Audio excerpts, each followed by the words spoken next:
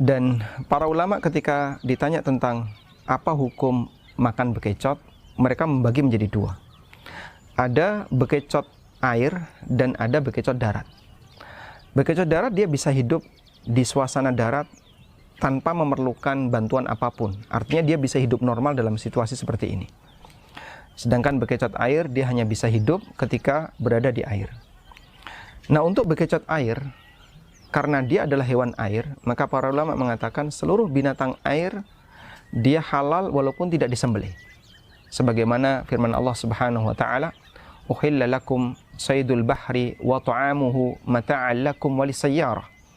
Dihalalkan bagi kalian saydul bahri, binatang buruan lautan, wa ta'amuhu, dan makanan lautan. Dan tafsir dari Ibnu Abbas, yang dimaksud dengan makanan lautan adalah bangkai yang berasal dari air.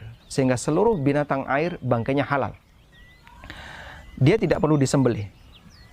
Andaikan ini adalah bekecot air, maka orang misalnya membunuh bekecot ini dengan cara dikepruk atau misalnya ditusuk.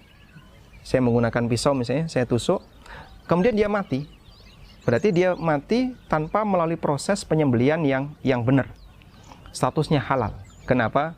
Karena ini binatang, dia halal walaupun tidak disembelih secara syar'i, khusus untuk bekecot air. Bahkan langsung bisa Anda rebus, halal. Tapi bagaimana dengan bekecot darat? Seperti ini bekecot darat.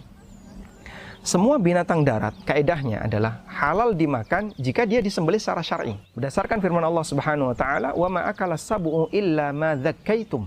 Dan apapun binatang yang digigit oleh binatang buas, illa ma dzakkaitum, kecuali yang sempat kalian sembelih. Kalau dia tidak sempat disembelih, maka statusnya bangkai. Nah, kalau kemudian bekecot ini adalah bekecot darat, Anda bisa lihat bagaimana cara menyembelih bekecot ini.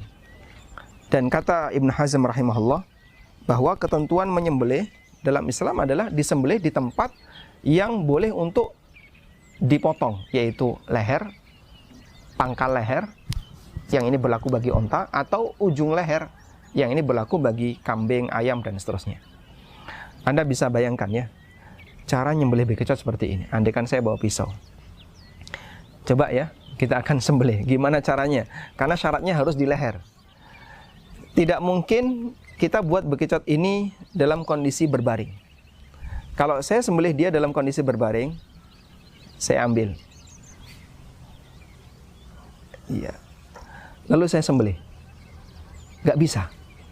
Dia langsung masuk ke dalam rumahnya, dan dalam keadaan